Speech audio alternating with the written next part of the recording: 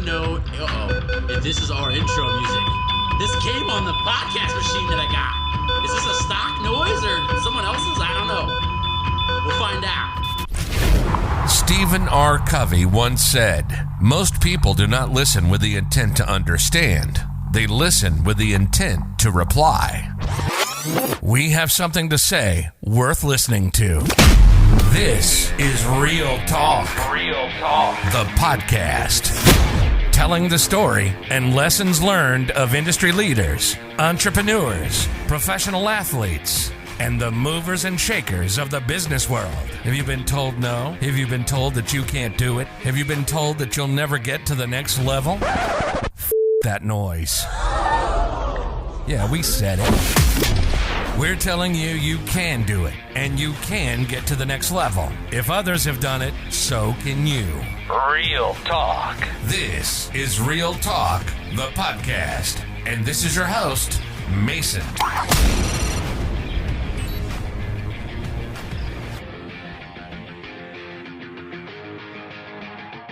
Yo, what is going on, world? It is Mason with another episode of Real Talk.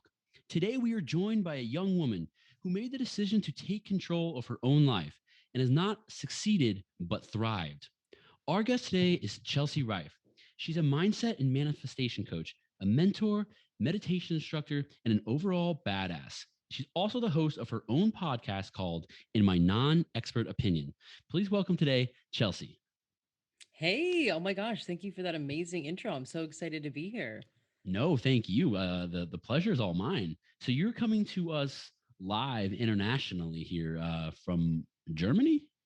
Yeah, I'm in Germany. I'm in a really small town called Stralsund. So I wish I could say I was in, Berlin or Hamburg, but we are in a really small, tiny town called Stralsund, and it's by the water. And I've been trying to learn German. It's been quite a journey, but yeah, that's where I'm reporting from today. So just real quick on some current events, like I don't know have you been back to the States recently in terms of like what it's like to live in a 2021 world post-pandemic, and how does that kind of compare to where you're at in Germany? Oh yeah. So I actually was in the States about 3 or 4 months ago. In Germany, my visa, I didn't have the proper visa I needed yet. So I needed to reset by going home. And I'm originally from Florida. And if you guys have been following Florida's pandemic restrictions, they're like not real. So That there were that no governor down there is restrictions. awesome. Yeah. He's like, who cares? Everything's open. So it was actually really weird for me because Germany was opposite. It was locked down. I mean, the only thing you could do was get groceries. No restaurants were open, no clothing stores were open. I mean, it looked like a ghost town here. So to go from that level of extreme to Florida, where it didn't even matter if you were wearing a mask, it was honestly a shock to the system. And I wasn't prepared for it. And I actually remember going home being like, I forget that I can go to the movies or go to a cafe or get a coffee with friends because I haven't done that in 6 months in Germany. And it was really like mind boggling. And I actually would say I became a little antisocial when I went home. I was like, I'm not used to all this. I'm not ready for this level of socialization. And I think I was a bit of a hermit. So now coming back to Germany, the restrictions have eased a little bit. Now the stores are opening, more people are getting vaccinated. They're lifting things up week by week, but it's still nowhere close to the restrictions that were eased up in Florida. Yeah, it is so eerie. Just like, I just remember when everything started, and I even thought to myself, like, I'm never going to wear a mask. And then all of a sudden, I'm shopping for a mask. I'm like, this is a cool mask, and then you take the mask off, and I've like had this whole, like, I don't know, conditioning the last few months that, now I feel like we just lifted mask restrictions in Vegas about 2 or 3 weeks ago. And Oh, like, wow. I feel naked, like I still walk in the Yeah. grocery store and I'm like, am I going to get yelled at? Or like, Yeah, I people are still know. like, It's so do we weird. need a mask? It's so weird. Like, I it's just, know. I'm so used to like checking in places too and writing things down. And like in Florida, they literally didn't care. So I'm like, aren't we supposed to like scan an app or like check in? I'm like, this is so weird. I'm not used to it. It's like living in two realities. no, well, that's good. I'm glad you made it through. Did you happen to get COVID or anything? Funny enough, I got COVID twice. Twice. So All I'm like right. one of the only people that I know of that it was so funny in Germany. I was so careful and they were making fun of it. Like, oh, you're going back to Florida, no restrictions, you're probably gonna get it. I was like, yeah, whatever. And then I ended up getting it like 2 weeks later, but I didn't really have that many symptoms. And then I just felt really, really tired. And then about 2 months later, I was about to leave to go back to Germany. And I remember feeling that same really tired feeling. And I'm like, this is weird. It feels like the exact feeling I had, but how could I get COVID? I just had it. And so I went back and they're like, yeah, you actually have it again. So either the other test was wrong or you have a new strain of it. And they said that it's really hard Awesome. to get a wrong test. So I was like, oh my God. So I had to do the whole thing again of like quarantine, staying inside. And yeah, it was quite the experience. I'm like, I don't know anybody that had it twice within like 2 or 3 months. So No. now I'm COVID free and hopefully I don't get it for a third time. That would be insane. So I'm like, Yeah. let's pray that that doesn't happen. But yeah, I got it twice. I got it, and like the fatigue was just a weird fatigue. Like, I mean, I was going to bed at like 8 o'clock and Oh, just yeah. weird. But you kept your taste and smell. No, I lost that the second Uh, time. The first time was fine. Second time was, I remember taking a bite of fruit and I was like, oh, it felt so sour and gross. I'm like, what is going on? And then I realized my taste and smell had gone. And I'm like, oh, everybody's been talking about this. I tried the TikTok trick with like the orange and the sugar thing. I tried all the tricks, didn't work. And then eventually one day it just came back. So thankfully it's back now. yeah, I actually when I noticed mine was gone, I went the day before. I went candle shopping. That's how I knew that like my nose was Oh, working because I was sniffing candles and everything. And then like the next day, I had all these candles lit when I came home. Yes, I leave candles lit when I'm not at home. I'm a terrible person. But I remember walking in and being like, these candles are terrible. Like I spent all this money and I can't even smell them. And then like 2 days later, it everything goes. started clicking, and I was like, at one point, I put Fireball Oh, whiskey wow. in my mouth, and I was like, You're nothing. like, nope, It was nope. like It's so water. weird. Yeah, it is the weirdest thing to eat and drink without knowing what is the taste. It was like I might as well just, like you said, drink water all day because everything just tastes like nothing. Yeah, a little part of you kind of dies. You're like, like you don't realize how important food Yeah, is. Else, it was crazy. So, I well, know. I was like, I've just lost the thrive to eat every day. When I love eating, I'm like, where did it all go? right, yeah, no, I was eating like frozen fruit, anything to get texture. You're right. I could taste Yeah, cold, but that's about it. that's it. I know. I was like, God, this sucks. I write now in my gratitude journal every day, like taste and smell, taste and smell. I'm never taking this for granted again. Heard that. So 2020 has been a pretty wild ride for you then. Oh my So God, the craziest. tell us about like what you're doing right now, what 2020's kind of brought you, and I guess what you're currently working towards. So yeah, 2020 was wild. In 2019, I quit my corporate American job and I decided that I didn't want to work in corporate America anymore. I was doing influencer and content marketing, and while the company was fun and I had great pay, it was all about selling content creators. And I actually went to school for content creation. My master's is in digital media and storytelling and my undergrad is in broadcast journalism. So I was like, why am I not the content creator that is creating content for brands or companies or even just monetizing content? And I was just trying to figure out how to do that. So were you reaching out to creators and basically like trying to like lock up sponsorships or that kind of thing, or We had a software that housed all these content creators, and then the software would like tag their analytics and their engagement rates and stuff so that brands could come in and see like, okay, oh, I want a YouTuber that lives in Texas with X amount of followers, and it could spit them all back versus like trying to Google that. And it saved a right, ton of time, a ton of energy, and we would manage those campaigns. So it was awesome. a really, yeah, really easy job because everybody was like hopping on the influencer marketing train. It was really, really fun because it was like new content every day. But I remember being like, this is not fulfilling. I did it for like 6 years and I was just feeling really stifled with my creativity. So my plan was like move abroad, do an eat, pray, love journey, and figure out what my next step was going to be. So I decided to go to Australia. It was English speaking. Funny enough, I actually knew people there. Is this And I 2020? Is ended this up 2020? Like Yeah, this is beginning like of late 2020? 2019, 2020. And what happened in Australia though was I'm thinking, going to be the best year ever. It's so much fun. abroad. The pandemic hit. This is when the bushfires in Australia were like the worst they've ever been. Oh, I forgot Oh about my God. those. everything. It was crazy. Like all this stuff happened. I never really had like family issues or health issues. All of a sudden, like my dad had a health issue, my grandfather passed away. Like all these things were happening when I was abroad. I'm like, this is not the year that I thought it was going to be. And so when the pandemic hit, it was very quickly, like Australia was kind of late to the party. Like we kept hearing about it, and then all of a sudden I remember people being like, "Oh, this is real. Like, we need to take this seriously." And then everybody freaked out and started buying flights home and panicking. And I had just moved across the entire country to work at this restaurant on the whole other side of the country.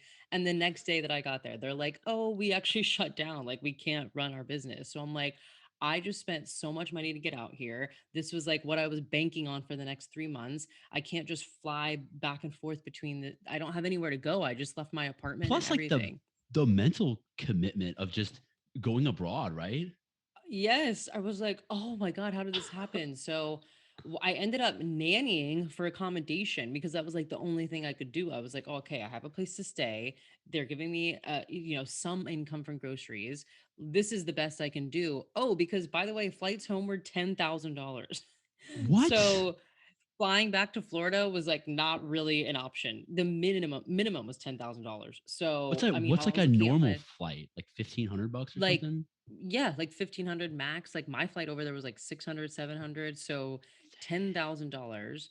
And I was like, no, this is obviously I need to like figure something out. So it was a blessing in disguise because what nannying ended up doing was giving me the space to actually think about really what my next steps were. And I feel like this happened with a lot of people over the pandemic. Like, okay, what am I really doing? What do I want to spend my time doing? Who do I want to hang out with? What do I want to work on within myself?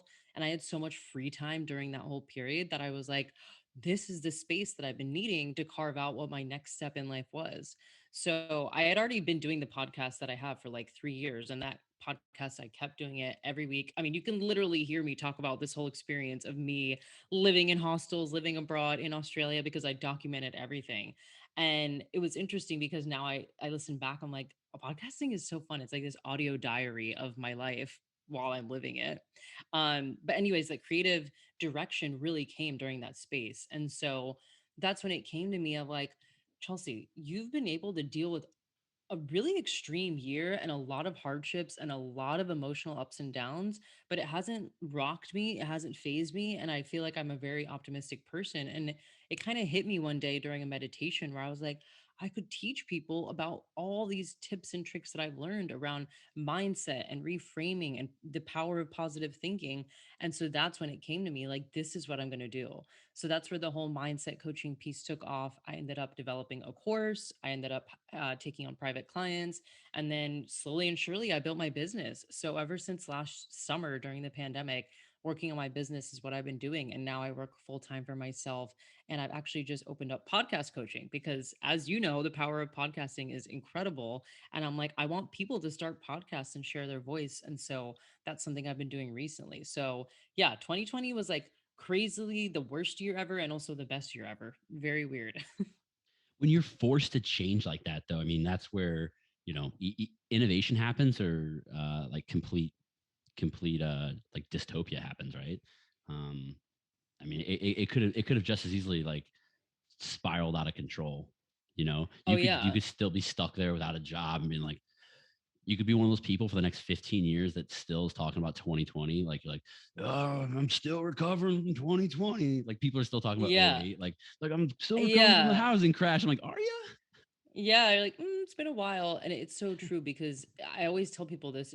I finally understood what that whole phrase "be careful what you wish for" meant because I always was like, if I just had no bills, nothing to do, I had all the time in the day to figure out my next step in life, then I could commit. And then it was like it came in a very different package. It's like, well, you don't have bills because you're nannying for accommodation. I was only nannying 3 days a week, so I had 4 days off and then I had nothing else to do. Like I couldn't go anywhere. So I was like, okay, I know I wished for this, but this isn't the way I thought it was going to look. But like I said, it ended up being a blessing in disguise because all that free time gave me the space to actually create what I wanted to.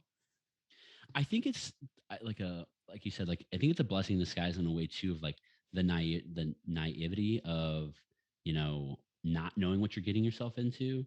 Because personally, like as a business owner now, like I know how hard it is to run a business. Like I probably would never, if I would have known how hard it actually was, I don't know that I would have actually started.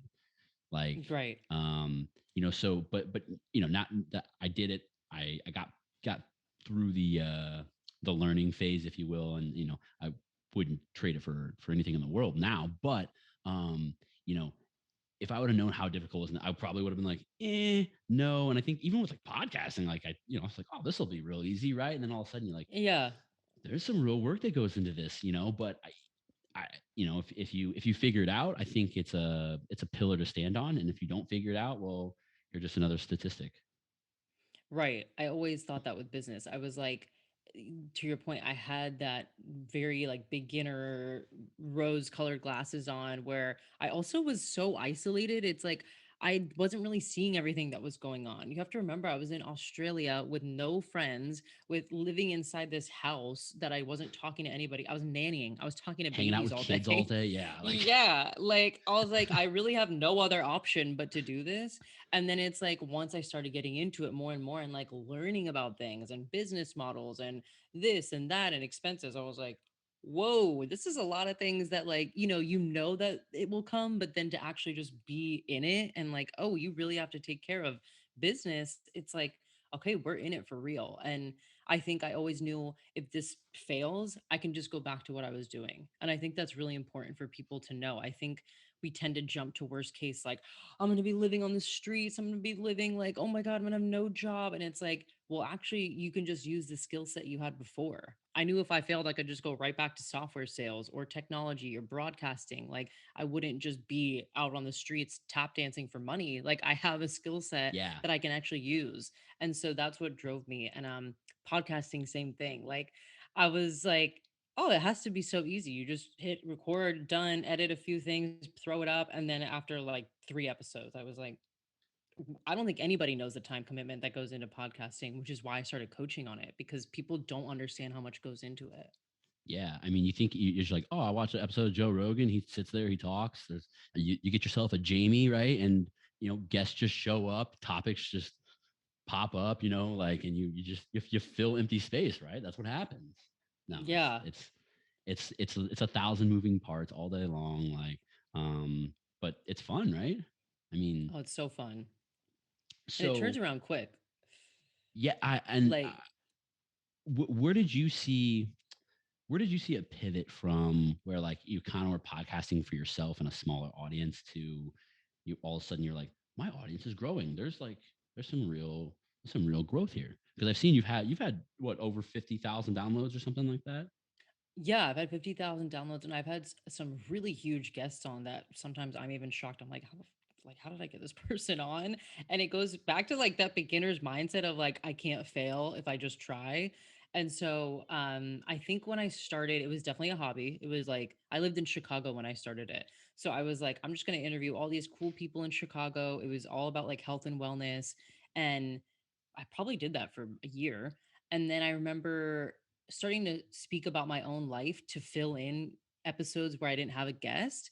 And funny enough, those are the ones that started getting a lot of downloads. So when I was just talking about like dating in Chicago or, a life update with, I don't even remember, travel or something, people, I noticed the download numbers go up. And I'm like, this is so crazy. I was kind of doing that as filler.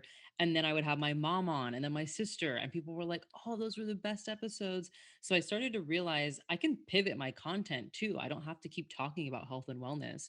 So I started to incorporate more of my life in there, more of my travels, just like what was going on. And then it actually opened up more opportunities to the people I could have on because now I didn't just limit myself to health and wellness. It was more lifestyle. Like, hey, we're talking about business and travel and mindset. And so I ended up reaching out to a few like influencers. I also think because I had the influencer background, I knew how that world Sure. worked and I knew like what to say. And so I pitched a few influencers to come on the podcast and everybody said yes. And then, of course, when they share it, it helps so much. So I was like, wait a second, it's that easy. And I would say to anybody listening that has a podcast, shoot for the stars because you'll land on the moon. And I swear, it is way easier than you think to book people because they want to talk about themselves, right? People love talking about Yeah. themselves for an hour. And It's just like so you said, funny. like it's hard to fill space. Like I think about even like the biggest podcast out there, Joe Rogan, right? I mean, he has the same guest on all the time, and and I don't. It's not because they're amazing. I don't think. Me and my friends talk about this. Like, I think he's just in a pinch. He needs someone there, and he knows that guy will show up, and he's decently entertaining. He's been on before, and he's like, come back for the fourth time, you know. So I think it's Right. really easy to reach out to some of these people, like you said, like and just I got I don't know if you know who JDL is from EO Fire. But he's got No. like he does like I think over 500,000 downloads a month. He's like a big entrepreneur guy. And I was like literally I was like it was like 1 o'clock in the morning and I was like, let me just shoot my shot here real quick and like send him like a real heartfelt message or whatever. And like next morning, like here's my calendar. I'm like, get the heck out of here. Like you got Yeah, you it's like so like you I was just blown that's away. what happened.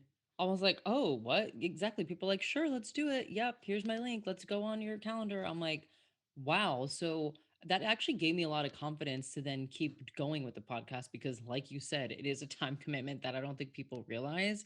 And after about 20 episodes, I remember being like, "Can I really keep this up every week?" And there was a period in my life where I didn't keep up with it. I like stopped and put it on a hiatus for 3 months and then I went back and then I was like, maybe I'll just do bi-weekly episodes. And I think being able to book people that were able to share and collaborate with me and also open up opportunities to like a whole new world I didn't even know of like collaboration with other people. I was like, this is really motivating. And so it started to turn into something bigger when I started to take it more seriously and invest in it. Like I actually invested in a graphic designer to make me graphics and treat it like a business, like getting a website, creating an Instagram handle for it. And that's when things started to shift because it's like I took it seriously and then people took it seriously. So the quality of guests I had on got better. My interviews got better because I was taking it more seriously. And then, funny enough, when the pandemic hit, I kept doing it just as normal. And that's what ended up booking me clients when I started my business. People were like, "Oh, yeah, I've been listening to your podcast for years. Like, I would love to work with you." And I'm like, whoa, whoa, whoa. I did not even put two and two together that this could be an extension of my business. I was just doing it as like this fun way to express myself. It's a creative outlet. And now my podcast is my biggest driver of business. So it's crazy how it's come full circle.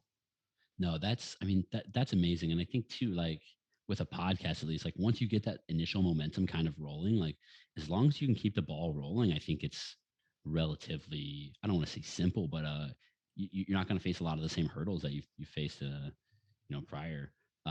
What have you found has been like your biggest, I don't want to say barrier to entry because you're obviously already in, but like your barrier to like further expansion. Like, is it finding guests? Is it finding the right topics? Is it finding the time and the day to schedule, film, edit, publish? Like, um, what's been the hardest thing for you?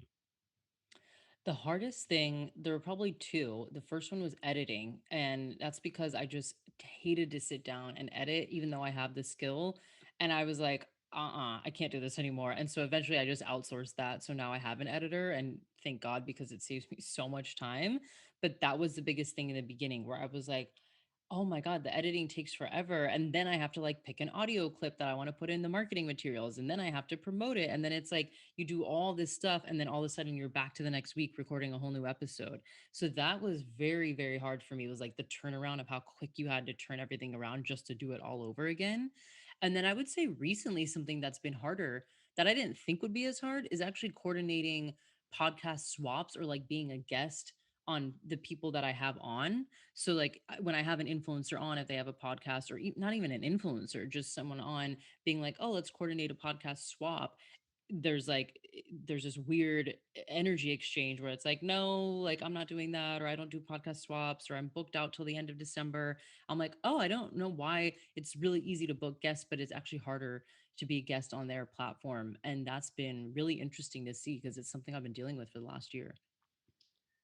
Yeah, I don't. I maybe it's just like they're sitting in the other seat all of a sudden, right? Because when you're running your podcast, you're the captain of the ship. You know where it's going. You can steer it whichever way you want. I mean, all of a sudden you're at someone else's mercy, and um, I think there's a little bit of vulnerability there that you have to be comfortable with, right?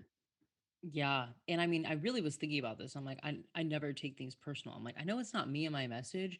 many of these people have podcasts for business reasons. So they're looking at it as like, how is this person coming on my podcast going to expand my business? Do they have the following or the connections or the bandwidth, the network to really blow up my business?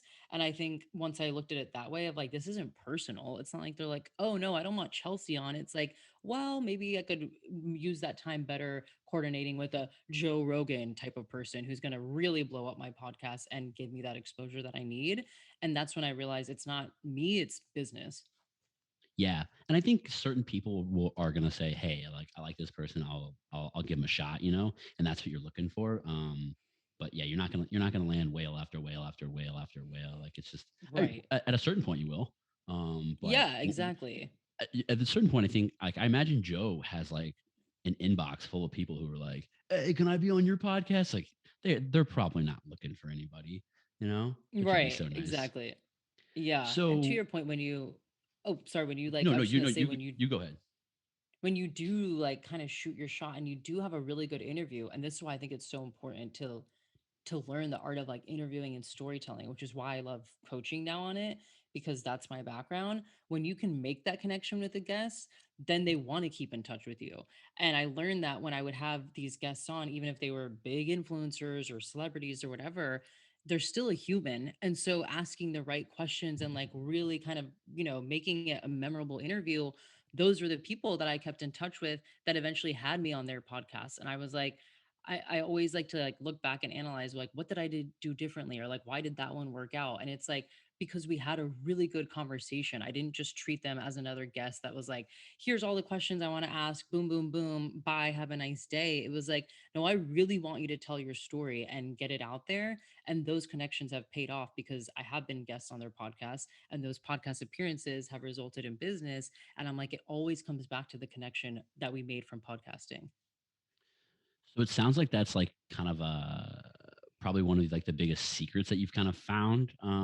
What's one of the biggest like setbacks that you're like, I did this forever and like it took me forever to realize I was doing it. Once I did it, like things got better. Whether is there any certain things like that? Oh my gosh, this recently happened. I'm like, it's funny, I've been doing it for 4 years and I don't know why this just clicked, but being more direct about asking for reviews and providing some type of incentive. I used to, I don't know why, I just thought, oh, people know to rate and review, like that's obvious when you listen to a podcast.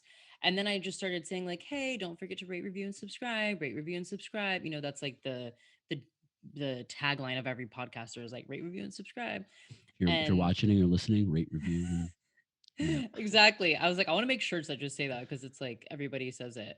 And I started realizing, okay, well, I'm not really incentivized to leave a review on anyone's podcast unless I hear them ask for it and constantly repeat that message of like, if you send in a review, I'll send you this ebook or this and that. And I was like, oh, let me think about that. So recently this month, I was like, I'll offer you a private coaching session with me if you leave a review. And I've been very transparent about how Oh, reviews also help. Like, this isn't yeah. just an ego metric. It's like, this is how people find me when I'm pitching someone. This is the first thing they look at as reviews, and it's completely boosted my reviews in the last month. I'm getting like all these screenshots and reviews. I'm like, oh, I feel like I just cracked the code of what took me 4 years to figure out, which seems so obvious, but it finally is clicking.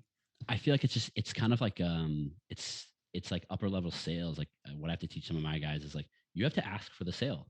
You have to go, do you want to buy this right now? Right. And Right. same way with and I like that you're giving people almost like a call to action where you're like, hey, Yeah. like I'll give you something in return. But I even think the genuine appeal kind of works, because especially if you have a smaller audience, like they're not tuned into you because you're some huge famous celebrity. They genuinely appreciate your content. And like I watch a lot of guys on YouTube and stuff, and I'll be watching. They're like, "Hey guys, if you really could hit the like button, it helps me. It helps the algorithm, helps me get found, and everything." And I'm like, I like, of course, but I never would have thought to hit the like button. It's just, Right. it's not built into my psyche. But the second they say it, I'm always Exactly. like, "Oh heck yeah, I'll give this guy a like," because I know it helps Yeah. him, right? Exactly. And I always think of it as the energy exchange for podcasting. I think almost every podcaster does it for free every week. And like I see your setup right now, all that wasn't free. Like you had to invest in your podcast, you invest time, you invest energy. And so I always tell my listeners, I'm like, again, the review and the rating is not like an ego metric. It's actually like the exchange for me putting out content every single week. The least I can expect back is a review. And I feel like people get that. It's like the currency of podcasting. Right. And two, if there's something that people don't like, maybe I don't know if I necessarily want them to like leave it like a 1-star review or anything, but like feedback, I think helps tremendously. Oh, Um, yeah. like I always, yeah. one of my first podcasts I got, like one of my good friends was like, "Hey, it was pretty good, but like, I think you talk too much." And I was like, I went back and watched it, and I was like, "Wow, I talk too much." So like having that feedback at the same time, I think is really awesome too. Don't beat people up though. I mean, Oh but yeah, I always tell people that. I just did a podcast about this, about like feedback is like the only way you're going to improve. How would I know how to improve if I don't know what to improve? If I'm just making things up in my head of like, "Oh, I think I said this or I think I could do that," instead of just asking people for feedback. I even after my programs or courses, the first thing I do is send a feedback form. I'm like, "What do you think I could improve on? What did you love? What do you want to tweak?" And then yeah, to your point, it has to be constructive. If someone's like, "Your podcast sucks," I'm like, okay, that's not constructive. Like, if you want cool. to tell Thanks, me bro. why it sucks, yeah, then I would be more open to a conversation. But to your point, there are really good feedback pieces that people have to input, and I always appreciate that. So when your scope is like the primary format of your podcast, do you kind of plan everything out? Do you have bullet points of where you want to go? Do you have questions you want to ask, or is it kind of free flowy off the cuff? How do you typically like to structure that? Yeah, in the beginning, it was definitely, I was writing out like every single question I wanted to ask and just trying to get through all of them. And then I realized that is not a conversation that is like reading through a checklist. And again, I got that feedback where I was like, I can just tell I'm running through questions too. It never felt natural. And then as I evolved my skills and just went back to like, okay, I want this to be a conversation as if I was out to lunch or coffee with that person, while also keeping in mind the listeners and what they like, but not making it this list, this laundry list that I have to get through. And so now what I do is I just think about like, I do make a list of questions that I would like to integrate somewhere into the interview. But then I genuinely think of like, what have they not been asked? A lot of us hear the same guests over and over. I'm like, already heard this story. Yep, already heard that. Know how they started their business. And I'm like, what are things people aren't asking them? I've never heard them talk about their tattoo. I've never heard them talk about money. I've never heard them talk about their boyfriend. And so I'm like, I'm going to ask the questions that they don't get asked because that's what they remember. That's like the influencers that have had me on their podcast. They're like, because you asked me different questions, I remembered you and I wanted you on my podcast. And so I really try to be intentional about that when I'm making my list of questions of like, do I already know this? Is this stuff that anybody could go find on like their blog or Instagram or website, and then try to weave in new questions? But I also leave room for conversations to flow where they need to go. I'm not like, oh shit, I didn't get to that, last 5 questions. Like I do try to let them have space to talk, but that's usually how I format them. Yeah, I think like the conversational thing's definitely the way to go. Like because when I like you said, when you hear people listing off the questions, or you can almost hear sometimes like how like I can see their format or their outline in my head when they're doing the podcast. Almost, I'm like, oh man, I'm like I could just it's almost like when you watch a bad movie, you're like, I know what's gonna happen Right. here, Yeah, exactly. So what would you say for new people who are like getting into their first 1, 2, 3 episodes? What's a good way for them to prep that you found in your experience? Because prepping for the first 1, 2, 3 times is you don't know what you're doing. Oh yeah, I would say prepping, a new way that I've been doing that I find really interesting is watching people's Instagram or YouTubes, because they tend to say stuff that they don't say a lot on their website. So their website and blogs are usually where you hear the same story and over again. And that's not a bad place to start, right? Like we obviously want context about that person, who they are, what they're doing, where they grew up. Of course, that's important. But then when I go to their YouTube or Instagram lives, I'm like, I've never heard them talk about this on their website, or like this is a whole new angle that I've never heard, and I'll pick out a sentence or two and then I'll reference it in the interview. Like, I actually just saw your YouTube about whatever, can you expand on that? And it gets them excited because they're like, oh, you actually watch my content and listen to it, and you didn't just pull everything from my, about me. And I find that really helpful. It gives me new ways to ask questions. It shows that I'm engaged in listening. Even if I only listen to like 5 minutes of the YouTube or Instagram TV, it's still new content that is fresh. So I always try to find new ways to pull information, and then seeing if that guest has been guests on other podcasts and listening to a few of them if you want to, because then you can start to hear of their more of their story and pick out pieces that you want to ask in your podcast. So again, going back to like finding the gap of what they don't get asked, that's why I like listening to them on other podcasts. I'm like, oh, they've already been asked 100 times about how X, Y, and Z. Let me ask them about this. And again, that's when you become memorable. So those are definitely tips I would say to prepare. And also, this is a tip that I think most podcasters get wrong in the first year is, if you are a host having a guest on, you are listening more than you're speaking. And I used to be like, well, this is my podcast. I'm going to talk all that I want. It's mine, mine, mine. And then it's like, why did I have a guest on? Like, if I want to talk all the time, I'll just do a solo episode. And so I've really had to practice the art of active listening and like letting people finish their sentence, letting them get through their questions. Because I used to be like, ooh, I relate to that. Let me tell my whole story and go on for 15 minutes about me, steamrolling the conversation. And now I'm like, oh, active listening is like the most important thing you can do as a host. Yeah, I couldn't agree more with that. And like I was, like I said, I fell plenty guilty to that. The other thing that I catch myself doing, and I try to stop myself like mid conversation we're doing, is I'll try to like complete other people's sentences, and I'm like I probably know what you're gonna say. You probably know that I know what you're gonna say. Like when we go down that road, but like we're here for the guests to hear it all, right? And not have this jumbled over the top conversation thing. So that's another thing that I did too. I was like, gotta tone this back. Oh, it's Um, hard, but solo episodes, that's where I'm like, okay, I have a lot of thoughts. I'm just going to do a solo episode. I don't need to be worried about active listening. Let me share what I want to.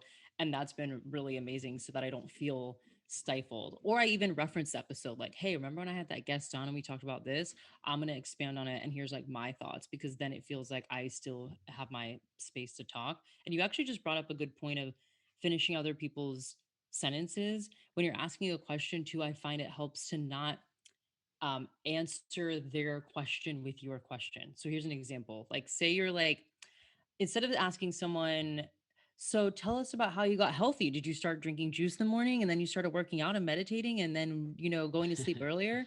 You're giving them an option to basically just say, like, yeah, instead of being like, how did you get healthy? Period. Or, just question mark. Now you're leaving it open ended. I had to learn that a lot in the beginning because I was like, I felt insecure, like, oh, they're not going to know what I'm asking. I have to like really spell it out for them. And it kind of dulled and watered down the interview. Yeah.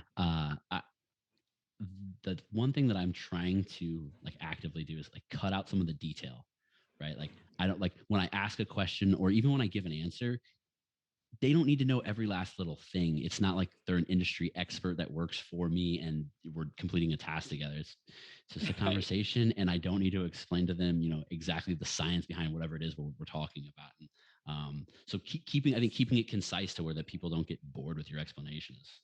Um, Oh yeah, and we've all heard those podcasts, right? Where you can just hear the guests like steamrolling conversation. You're like, "Ah, I want to hear the guest, not the host. I don't want to hear the host overly talk over the guest and interrupting." That's happened all the time. Every new podcaster does that. It's like something you kind of just, you hear a guest and you're like, oh yeah, right, right, right. Yeah, and then you're like, you want to acknowledge that they're saying something, but you're like, okay, I don't want the audio to sound bad. So that's why I do like video, and that we can do that because you can read my body language and be like, okay, she's still talking. I can acknowledge her and I don't have to be like, right, yeah. But I'm telling you that for my first like 50 episodes, I probably did that. the video helps me. Like I can see my head nod, and like I'm like, all right, so like I know she can see my or my nonverbal feedback. But when you're just when you're just doing video, I'm like, because I've had people before like, are you still there? And I'm like, yeah, no, I'm here. I'm just, Yeah. because there's that feedback isn't there. So Yeah. yeah, I think really giving the stage to your guest is the big thing, right? Hmm. Like like like at a circus, right? The MC is not he's not the show. He's there to Exactly. promote the show and make it as great as possible. That's a great example. That's like exactly how to describe it. So what's the biggest um what's the biggest mistake though, I guess, that you would see as people continue their podcasting journey that they fall into after they've made all the rookie mistakes? Because I feel like once you get past probably like your first 10 or 20 episodes, right, like the excitement of it all kind of dies down a little bit and you're like, all right, how do I keep this going? What's my next step? Like, where do you see people kind of I feel like the 10 to 20 episodes where you see that enthusiasm kind of sputter out. It's funny. I think there's actually a stat that it's like after 7 episodes, most podcasters stop. And I remember my friend started a podcast and she had all these great ideas and she like had the motivation. And then it was right at 7, she like stopped doing it for 3 months. And I've looked it up and I'm like, oh, that's interesting. It's after 7, not even like 10 or 20. She got back on it and she's like, it really is a commitment. Like I have to commit to it every week and like try to really think about the topic. So I would say the biggest mistake is people immediately trying to do it for money because a you have to think about I'm telling this you everyone from like an influencer and marketing perspective. Like I have that brand partnerships background. Your podcast when you start out, unless it's an overnight success, it's probably going to be a bit hard to make money because you don't have any like data to prove to a brand this is how I'm going to expand your brand. Now it could be different if you're talking about brand awareness and you know you're working with a local sports shop or your local coffee shop and they're like, yeah, sure, like you have a local audience, I would love to partner with you, maybe even give you free products. That would work out. But I think immediately people see the big podcasters like the Joe Rogans and all these big people and, you know, Call Her Daddy and all these people. And they're like, oh, I want these huge sponsors. I just want to be podcasting and making money. And I'm like, podcasting, in my opinion, and my podcast is actually called In My Non-Expert Opinion. So take this with a grain of salt, but it's like, it's a slow burn. It's like you do have to build the community and the engagement. And if you think about it, you're asking people to commit to your podcast weekly for an hour. That's a lot of commitment. And so you really need to build that trust with your audience. And that doesn't happen with just like 5, 10, 15 episodes.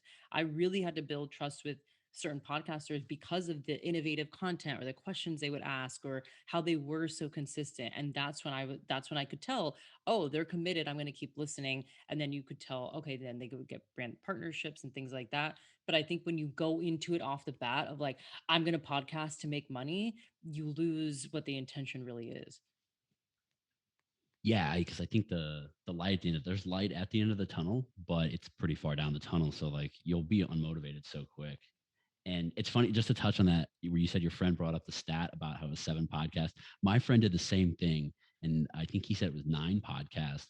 And it was like I had just done my 9th podcast, and he was like he busted out the stat because he tried to do a podcast, and then I was like, oh crap, I just did my 9th podcast. And like I was starting to lose like a little bit of it. And I was like, no, I'm not gonna be that guy. No way. I'm Yeah. not gonna be a statistic. No way.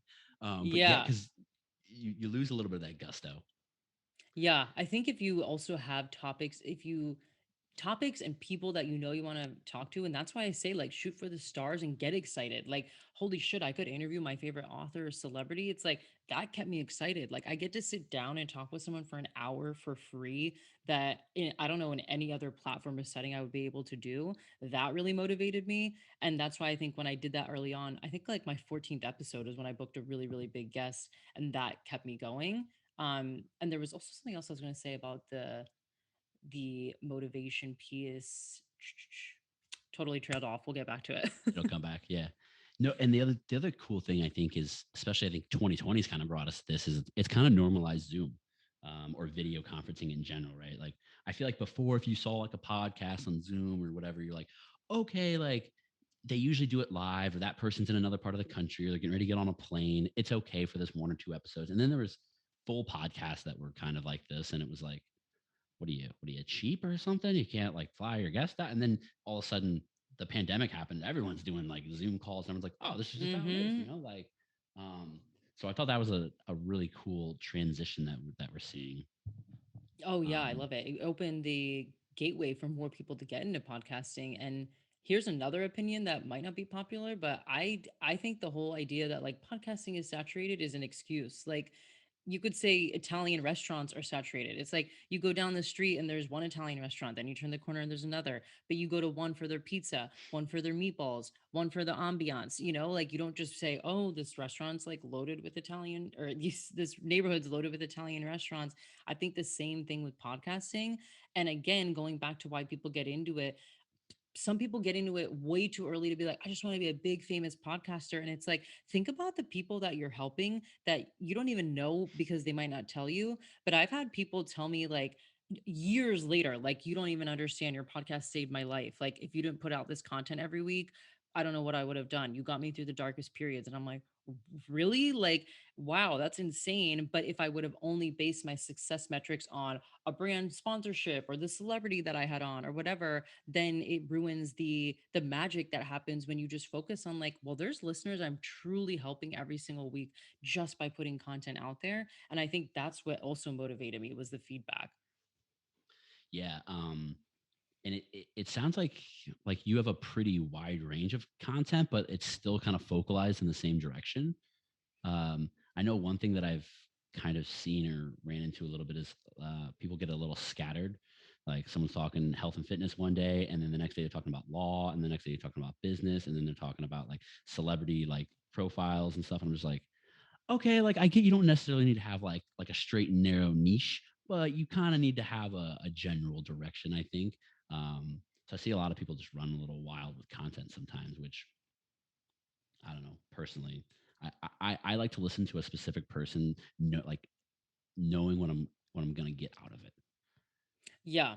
Yeah. Like Like, I okay, don't I'm want to going to listen to cover these things. I don't want to listen to a business podcast and then someone's talking about soccer the whole time, and I'm just like, not that I dislike soccer, but like I came here to listen to the business, and now like I'm probably not going to tune in again because or I might, but I don't know what I'm Right. getting You thought you myself were going to get into. one My thing. time's precious. I Um, actually think too that it's interesting that some people start multiple podcasts for that reason. Like, I know a podcaster that she has three podcasts, and one of them is about reality TV, one of them is like a fan fiction one of them is about current events. And I was thinking about it, I'm like, oh, that's interesting. But she probably didn't want to group it all in one because she's like, that would be confusing. So I just made three podcasts. And I mean, she also has the time and sponsors to do that. But I was like, that's really cool that she decided to split it up into just three different shows. yeah, I think that's 100% the way to go because again, you have different audiences, and you don't want to deter anyone. And I think probably too it makes it a little bit harder if you are in like the game of booking guest, right? Like some guests, like you said, do a little research before see what I'm get myself into, and all of a sudden you're like, I don't know where I really fit into this person's roster. Like, Right, exactly. And to your point, I think it's like casting a wide enough net that you're not limiting yourself, but not being like, oh, I talk about anything and everything all the time. Like, my podcast probably focuses on six or seven things, but they all intertwine with each other. It's like business, entrepreneurship, spirituality, money, mindset. Like, all of those could intertwine together. I could talk about all five of those in the absolutely. same episode or split those up, but it's not like, to your point, I'm not talking about sports one day and then spirituality and then dating. It's like it's all within that context of those like five or six topics. So when you're actually distributing your podcast, um, what platform do you use? You mean in terms of like where it's going, or what, like hosting site?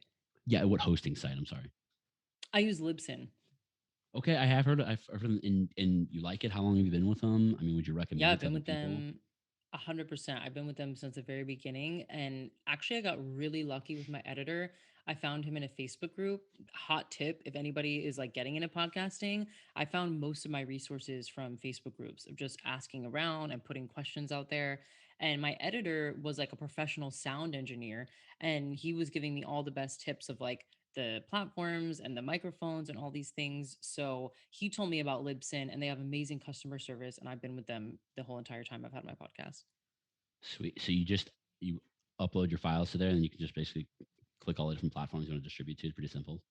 Yeah, you just hook up, exactly. You link the platforms you want to be on, and then you hit submit, and it automatically goes out to them. Now, have you had any success with getting any sort of sponsorship deals or landing anything like that yet? No, and that's actually been, let me take a step back. No, I haven't. But also, when I realized that my podcast was an extension of my business and it's how I was getting clients, I consider that to be monetizing my podcast. Like, Sure. it's literally I basically now I don't even have to do sales calls. Like, I've had people listen to my podcast and message me and be like, "Oh my god, I want to work with you. How can I work with you? Like, where's the application?" I'm like, wow, this is amazing. I don't have to jump on like an hour long sales call or Zoom meeting or anything like that. Podcast does that for me. And so in my eyes, I'm like, I've monetized my podcast through my business. And I actually like that my podcast is ad free right now.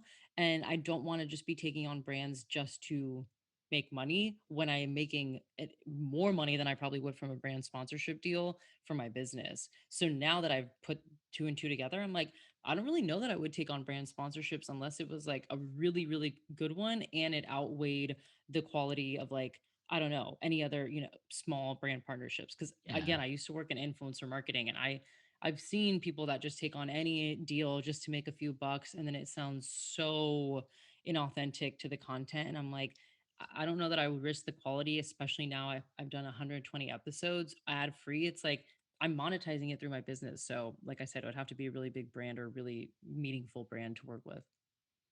So let's kind of talk about and pivot to like to what like your business is outside of podcasting. So what sort of things do you offer? What kind of programs and you have some courses and stuff like that. Talk a little bit about that.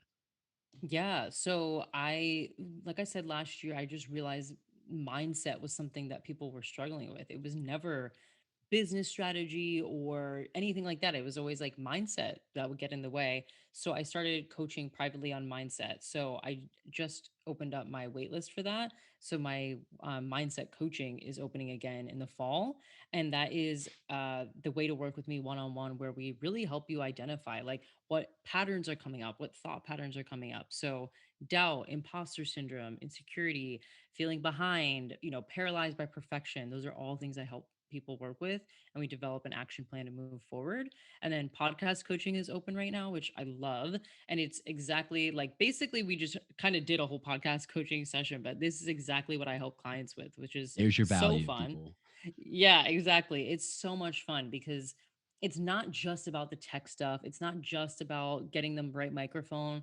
There's so much that goes into it. Like we talked about the interview prep, the storytelling piece, formatting it. Like even right now, I'm like, oh, I think I could really format mine in a different way and do like fun news updates in the beginning and then get in the interview. And those are things I love to brainstorm with my clients. So now I do podcast coaching. I'm going to have a podcast course coming out in September called Mic Drop. So if you want to learn how to start a podcast from beginning to end, I'm running that course in September. And then, yeah, I have a bunch of courses and classes up on my website around mindset, manifestation, a bunch of different topics like that that you can find on my website.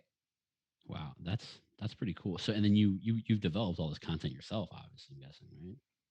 Yeah. So like where do you even like get started and like where like you're gonna make a course? Like how does that like idea even come to you? I feel like it's like writing a book. How do you just come up with like I'm gonna write a book? Oh yeah. I literally remember thinking that. I was like, okay, I know I want to tell people about that, but how do I do that? Like I don't understand.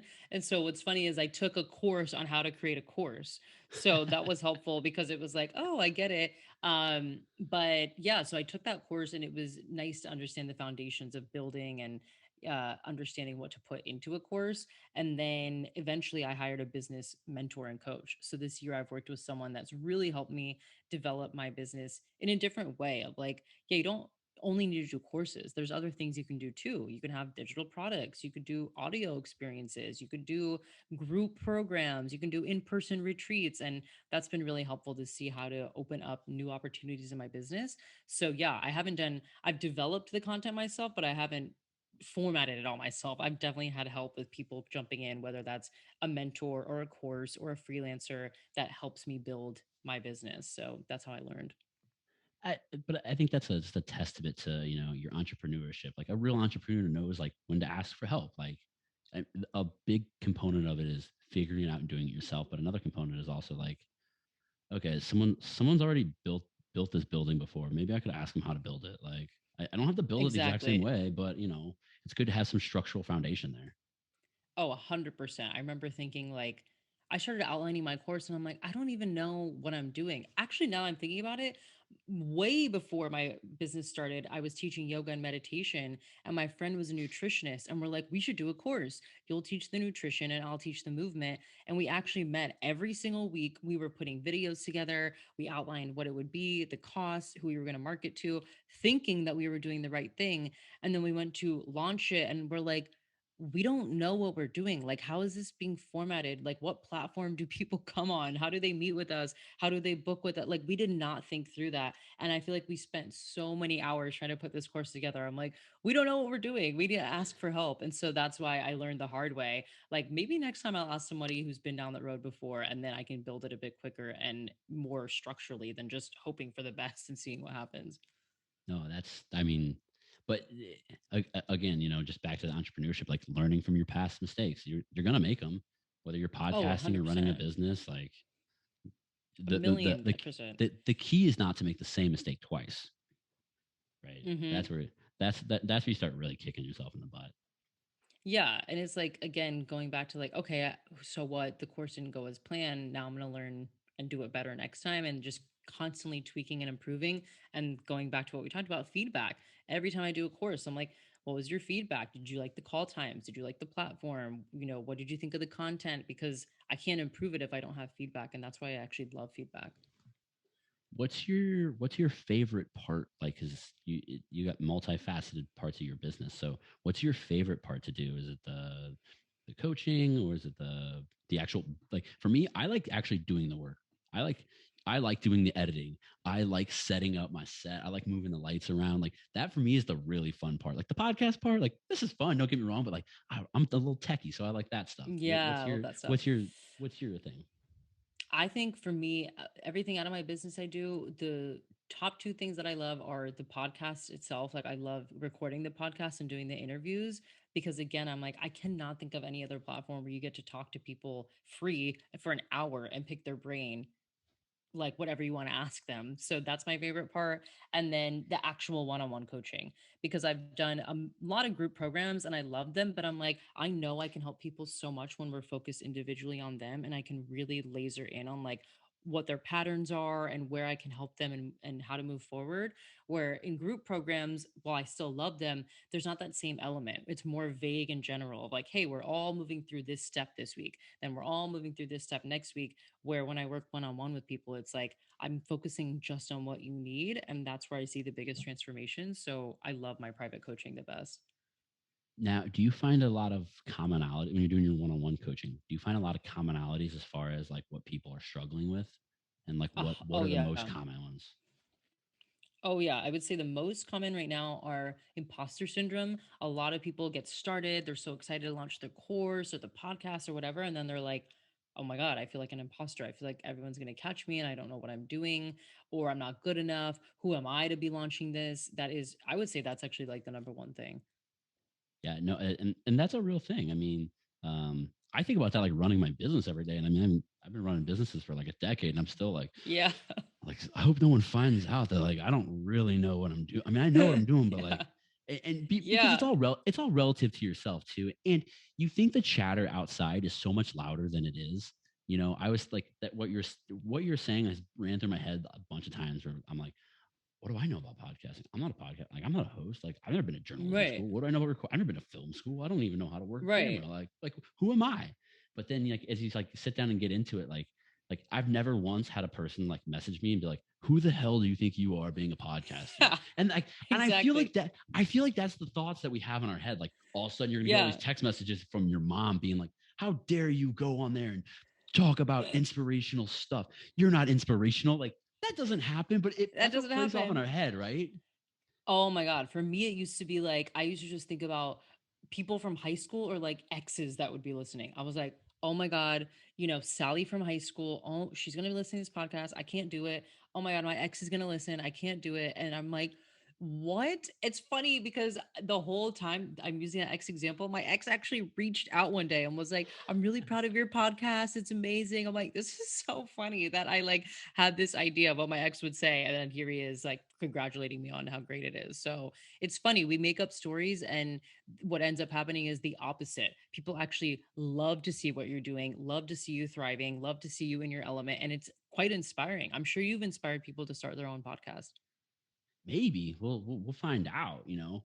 But like the one thing I like to remember too is like when I feel like I'm worried about 30 people, right, who are gonna Hmm. say something to me, but like my audience is 30 million people. Like also like It's like, and then when I sit down and I think about that, I'm like, what kind of person would do that? Like if a person actually brought you down on your even if, let's say your podcast was garbage. Let's say it was terrible. And like you thought it was good, right? And someone was like, "Yo, your podcast garbage." Like if you said that to a person, like what? Like keep it to yourself. Like, yeah, that's why and I'm like, I just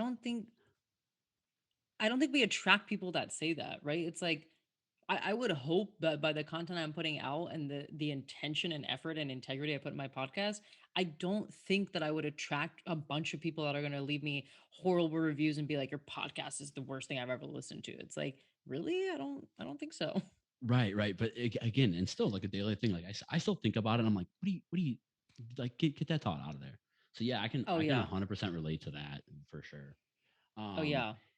what would you say is what's the average time that you work with someone? So because you one-on-one coaching and group coaching, right?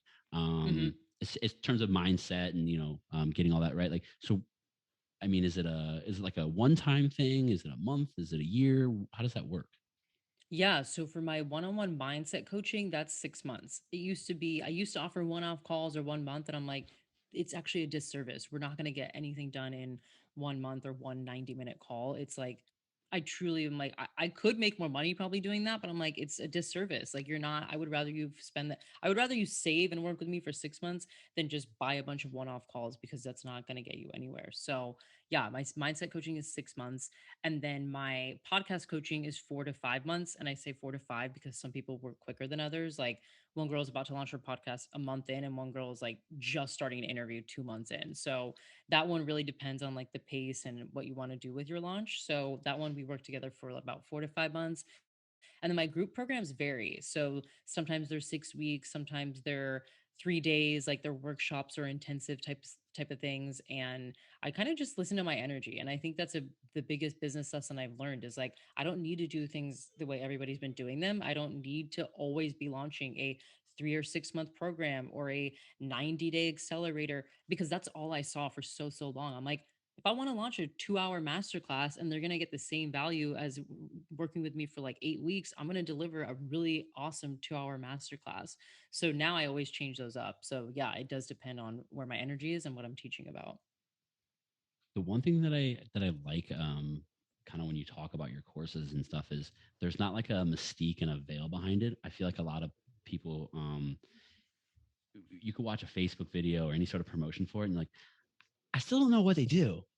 They're like who, like like the classic Ty Lopez kind of like example. It's like, but what do you do? Like I see that you tell me you're gonna change my life. You tell me you're gonna do this, but like what? Like what? Are we working on my mindset? Are you gonna clean up my finances? Like what? Yeah. Um. So what particular are there any like particular things that you really like to focus on? Like I mean, do you dive into things like that? Like hey, maybe your mindset's off because of your finances, or what else is going on in your Mm. personal life, like Yeah, that's a good question because actually in the beginning I was just focused on like mindset in terms of like what are healthy habits we can develop? What are thoughts that we can reframe? Like what are negative thoughts that keep popping up and how can we move forward? And then realized when I started my business, I started attracting a lot of people starting their businesses. So then the calls started being a lot about business and mindset and business. So then it started shifting a little bit to like, okay, yeah, it is a little bit about money. It is a little bit about pricing. People, oh, I can't charge that much, or that's too much, or whatever the case is. And so I realized, okay, I need to shift a little bit and pivot to help new business owners. I still work with people that don't have businesses, but majority of the people I work with either now are wanting to quit their current job and then start their business, or they just started their business and they need help. So now I always tell people this. My main thing is like the mindset and energetics of a business. So let's talk about, yeah, why do you have imposter syndrome? Why are you scared to charge those prices? Why do you keep thinking that people are going to leave you all these one-star reviews when that's like never been a thing? So that's the overall piece. But then there is some business strategy. Like yesterday, I actually sat down with a girl and we went through all her offers and the price points and how to build financial stability. So we spent the call doing that. But then as we were going through that, she did have some mindset things pop up like, oh, are people really going to pay me that much? And like, I don't know how to market myself. So that's why I'm like, primarily what I do is the mindset and energetic piece with business stuff sprinkled in. So do you primarily work with females? Yeah, I've ended up only working with females. I think that's just who I've attracted, my energy. All my entire podcast, I think out of the 120 episodes I've done, I've had like four guys on, maybe five. So I think just in general, that's who I've attracted as females. I mean, there's a like a there's definitely a niche for it. I mean, Alex Cooper. I mean, call her daddy. Like, I mean, that's a predominantly female podcast, and I mean, it's what Right. the second largest podcast in the world. Like, okay, Yeah. um, and I think there's something really unique about the female niche that you can just really appeal to, like from a business standpoint. Um, like it'd be really hard for like a man to be like, oh, do this male focused thing, because I just think it's not looked at the same way as like kind of female empowerment is. So I think Right. it's a really cool niche that you found, and it allows Yeah. you to really hone in on your skills, because men and women are different, no questions asked. I'm Yeah. sure the mind, like maybe the concerns that they have are similar, but the way that we handle things and internalize them are completely different. So Oh, it yeah. sounds like you're just specializing and honing in on your skill and audience, really. Yeah, and the more I learn about energy, and I know what we're talking about how females and males are different. It's like we do have different hormones and we have cycles and like we work differently. And I'm like, some of the parts of the things that we talk about, I'm like, what stage of your cycle are you on? I'm like, that's not really something I would ask a guy. And so it's Right, been yeah. interesting to actually weave that into our work is like, yeah, we do operate a bit differently. We have different bodies. And like, let's think about that when we're running our businesses or launching podcasts. But the mindset and business stuff has definitely been female, and the podcast stuff, I would actually totally be open to working with guys too. I think, like I said, I just attract females because that's really what my podcast and my overall message has been resonating with. No, I mean, I think, like we said, you have direction of where you want to go, and I mean, you're sticking to it, and just sprinkle a little diversity in there every now and then, kind of thing. Hmm. So during this whole process, what's been the biggest, let's say in the last, I guess since the pandemic started, what's been your biggest hurdle with everything? Whether is it balancing your personal and professional life, or what have you? Ooh, this is a good one. I honestly feel like there's two immediate ones that come to mind. So I know you asked for one, but I just have to tell you two. Bring the The content. Yeah, the first one is time management. This was really hard because of the time zone I'm in. So all my clients, like I don't have calls that start until 1 or 2 p.m. And so I should be stopping at like, 6, 7, or 8. But because I wasn't really starting my day until 1, then I was like working all hours of the night. And then I would sign up for all these courses and mentorships and stuff that would be in LA that are like 2 or 3 in the morning. So in the very beginning of running my business, and I live with my partner. So he's like, "What are you doing? It's 2:30 in the morning." And I'm like, "I have to jump on a mastermind, or like I need to go talk to this person." He's like, "What? Like this is crazy." So my time management the first 6 months was horrible, and I could feel it in my body. Like I was just burning out. And then I just realized this is going to be a bad experience for my clients, showing up to calls tired, red eyes. I don't even know what time zone I'm working with anymore. I was so like discombobulated. That was the biggest hurdle. And then recently it's been muting all the noise, because what I do, I'm not the only person to do it. And so when I started, I followed so many people and, mentors and coaches and all these people. And then I started to realize like I was trying to model them, be like, oh, I need to do it like her, or she does it this way, so let me do that. And I'm like, but this doesn't feel like me. It doesn't feel good to me. And I've actively had to disassociate from a lot of what I've learned in the past and be like, you know what you're doing now, implement what you know. And I've honestly muted a ton of coaches and unfollowed a bunch of people because I'm like, the more inundated with those messages I am, the more it's like it's almost inevitable that you'll naturally just start to water your own message down. So that's the biggest thing that for me, I'm like, I'm even thinking of going on a social media break for a little because I'm like, I need to just reset and recalibrate. It's funny you say that because like I kind of fall into the same pitfalls every now and then. Cause I mean, I watch tons of podcasts. I listen to tons of podcasts. So I can kind of find myself falling into different people's kind of loops. And I literally thought like the other day, I was like, maybe I should just take a break from like podcasting and like not putting out my podcast, but listening to other people's podcasts. Cause I feel like sometimes I mimic them or Oh whatever it may yeah. be. And I'm like, which I think there's good and bad to that. And there's nothing better than finding something that works where like you like when you do it, you're like, oh, all right, that's sticking, that's staying with it. Whether it's like a setting on your microphone or some weird intro that you use or whatever it may be, a hook that you pick up guests with, like Right. that's Exactly. that's the best feeling. Oh, it's funny you say Um, that too, because yeah, I go was ahead. listening to the same. I was listening to a lot of business podcasts, a lot of entrepreneurial ones.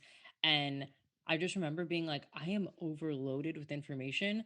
So I went into my podcast library and I deleted like any entrepreneurial or business podcast. And I just started listening to mindless ones. Like now I listen to comedy podcasts, reality TV recaps, random astrology podcasts, like things that have nothing to do with business or entrepreneurship because I listened to that for so long. It's actually been nice. It's like giving my brain a break. And it's been actually pretty pivotal for my business because it's like, I'm not just a robot talking about business and podcasting. Like there's other sides of me. So it's fun to like take a break and listen to a hilarious comedy podcast in the middle of the day versus, 10 steps to launch a course podcast. And it's something to just kind of touching and reiterating what we talked about before as far as like podcasting being watered down or whatever. Like I'm always looking for that new up and coming guy. I'm like I want someone new. Like I've listened to freaking Yes. Joe. I've listened to Alex Cooper. I've listened to Logan Paul. I'm like, but like this guy Craig Thompson, like, oh, that's pretty interesting little bio. Oh, he's got a couple episodes. Okay, Yeah, like exactly. people are all, and just like you said, you're like, I've listened to everybody. I even within my niche or my niche, like, and then all of a sudden you're like, I'm just gonna go try something new. So there's like tons Yeah. of people and audiences out there for us. So Exactly. And you can find a podcast about anything. So if you're listening to this and you want to start a podcast, I've seen podcasts about tater tots. I've seen podcasts about taco reviews. I mean, you can truly start a podcast around anything, which is pretty hilarious. it's insane. And like I didn't understand the power of podcast probably till like 4 or 5 years ago. I was just like, it's it's like a radio show. Like, like once I really got into it and like kind of figured it out, I was like, oh wow, this is amazing. Like I don't even Oh, watch it's TV so hardly fun. anymore. Like Oh yeah, I don't. if I'm watching TV, it's a podcast that's on TV. Oh my god, it's amazing. That's how I learned too. I was thinking about that recently where I'm like where people are like, "Oh, what books did you read or how did you learn that?" And I'm like, guys, I listened to podcasts for like 6 years, and my commute in Chicago used to be an hour to work and an hour back, and I would listen to a new podcast every single day. So that's what 10 podcasts a week on top of weekends when I was like cleaning or running errands. So I'm like, I probably listened to 12 or 13 podcasts a week for years. And to like the stuff we're talking about is like we've given a lot of value in this episode, and that's what happens in podcasts. Like I would learn all these things from nutritionists and business owners and entrepreneurs that I'm like, this is way better than reading a book. And I learned so much from just listening to podcasts.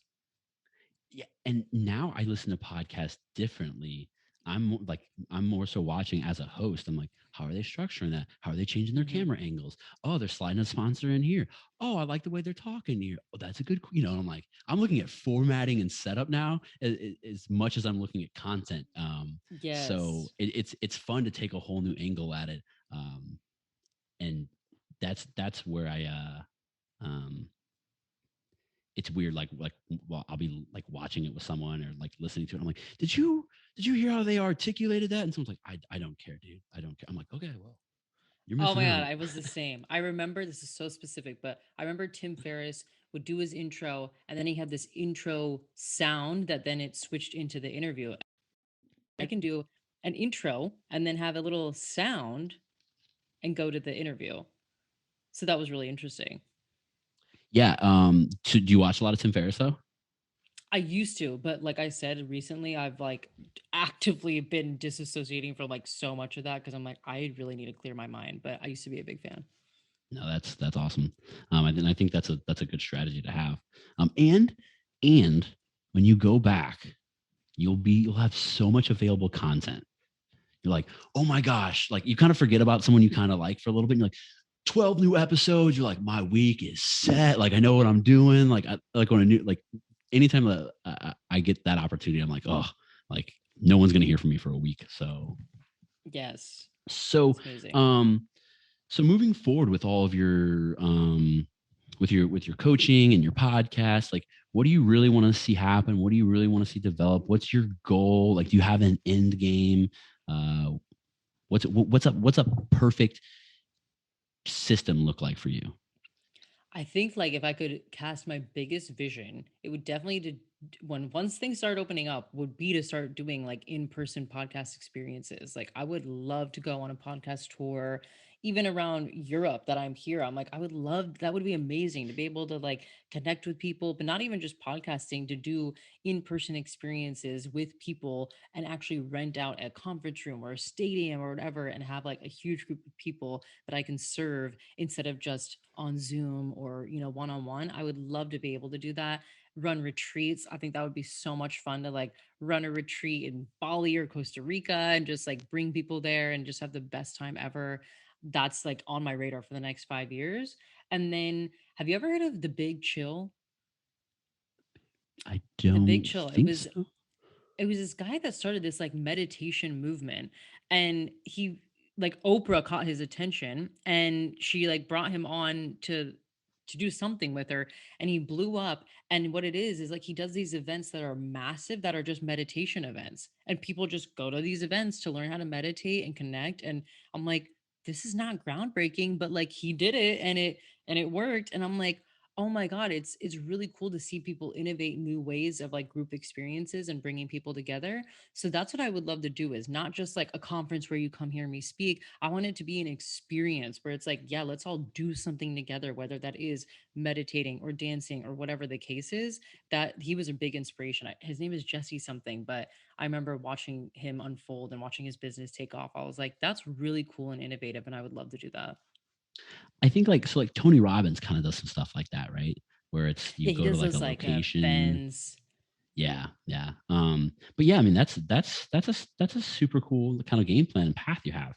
Um, so are you still doing your nanny thing as well?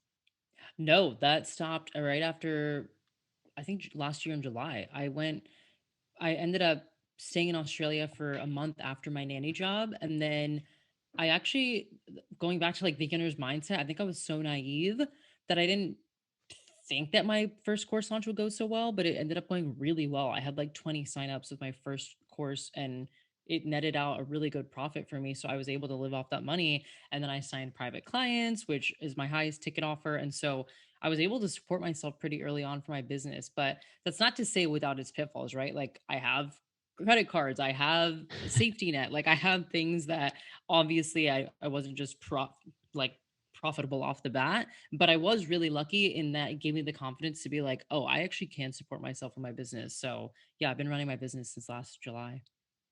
Wow, that's all. I mean, that's the true marker of success, right? I mean, this is what you're doing, and that's all you're doing. So, I mean, Yeah, congratulations. I mean, I can tell just by talking to you, like how well articulated you are and how organized thank your you. thoughts are. And so like I have all the confidence in the world that one day I'm gonna be like, yeah, no, she was on my podcast. Yes, no, Chelsea was on my podcast. Yeah, yeah, no, yeah, yeah. Like that'll be my claim to fame. Oh Uh, my god, I hope that would be amazing. And thank you for being such a great host. This has been an amazing interview. no, I enjoyed it more than you. I assure you. So one thing I want to do before we leave, Yeah. I do this thing called Real Talk Rapid Fire. So I'm just going Okay. to ask you a bunch of questions. They're real easy, and you just first thing that comes to your head. Don't overthink it. Don't underthink it. Okay. All right. Netflix or Hulu? Netflix. Cats or dogs? Dogs. Triangle or square cut pizza? Triangle. First car. My first car was a Nissan Altima. No, Awesome. I take it back. It actually was my parents' van that they're like, you can drive this, and then when you prove to us that you're responsible, then we'll get you the Nissan Altima. So, Minivan, huh? yeah, literally a minivan. So that was actually my first car. Party mobile. Yeah, First job. Cold Stone Creamery. Okay, heck yeah, you gotta start somewhere. Yeah. What's your favorite city in America? Oh, I honestly my boyfriend and I are trying to plan a trip to America, and I was going through this and I'm like, I think I'm just biased, but I love Chicago. I lived there for 6 years, but I'm like, you have the water, the culture, it's Midwestern, so people are nice, it's so clean, the sports scene is so big, the food is incredible, every neighborhood is different. So I would have to say right now it's Chicago. Okay, that's that. I like that. What's your favorite city outside of the United States since you're so cultured? Oh my gosh. I would say there's like three that are just popping up in my mind. And I would say Byron Bay in Australia. It's incredible. It's not really a city, it's actually really small, but it's like magical. Byron Bay is awesome. I love Valencia in Spain, but I also studied abroad there, so I feel like I like lived there. And then I really loved Prague in the Czech Republic. It was gorgeous. It was kind of underrated. I went there like randomly and I'm like, this is amazing. So I really love Prague. Excellent. I've heard good things about Czech Republic actually. So, It's really nice. Logan Paul or Jake Paul? Oh my god, this is so funny because I like forgot about them, and then I was listening to Chris D'Elia's podcast where he was talking about the fight and both of Yes. them, and then my sister, this is so random, ended up at an after party that was after that fight and was like hanging out with Jake Paul, and I'm like, why are these guys on my radar so much now? So I'm like, I don't think I know enough about them, but I feel like I only know Logan better, so I would just say Logan just because I don't know that much about Jake. That's a good answer, I think. Yeah. All right, and the last question: will you come back in 100 episodes so we can touch base, figure out where you're going, figure out where you've been, and what else is to come, and kind of check back in? Oh, yes. I would love to circle back and like even listen to this and be like, what was I saying 100 episodes ago? That would be so much fun. Yeah, no, most definitely. So cool. Well, then we're gonna see you in 100 episodes, huh? I love it. Let's schedule it Sweet. 100 weeks out. Yeah, we're done. I'll send you the calendar invite. So tell us now, give us the full rundown, right? Like if we want to get a hold of Chelsea, a list of your services, where do I get a hold of you? Where's your Instagram? Give me the bottom part of the description. Yeah, for sure. So my website is chelsearife.com. My Instagram is at Chelsea Rife. And then my podcast is called In My Non-Expert Opinion. You can find it on Spotify and Apple. And the podcast Instagram is Non-Expert Opinion Pod. And then I'm trying to think of anything else. I feel like anything you want to find is on my Instagram or on my website. You can learn more about my courses, my coaching. I have applications up. You can shop through my courses. So if you ever want to get a hold of me or work with me, I would say the website or Instagram is the best way. Awesome. Yeah. And as all that stuff is in the description as well, guys. So take a look-see there, get some clicksies on, go check her out. And again, Chelsea, it's been an absolute pleasure today. I had a great time. You're an awesome guest. So thank you so much for that. And thank you. We'll be talking soon, huh? Yes, thank you. I had a blast. Loved it. All right. Well, me too. I think it's probably pretty late there in Germany, huh? 7:30, not too late. Oh, that's not too bad. Okay. You still got a little bit of time. All right, cool. Yeah. Well, hey, thanks for coming on and have a great rest of your evening. All right. All right. You too. All right. Take care. Thanks so much. You've been listening to Real Talk with Mason. Make sure to like, rate, review, and subscribe. We hope you've gotten some useful and practical information from the show. We hope you've had fun. We know we did, and we'll be back soon. But in the meantime, hook up with Mason on Instagram at Real Talk with Mason. Walter Badgett once said, "The greatest pleasure in life is doing what people say you cannot do." And we tend to agree. Till next time.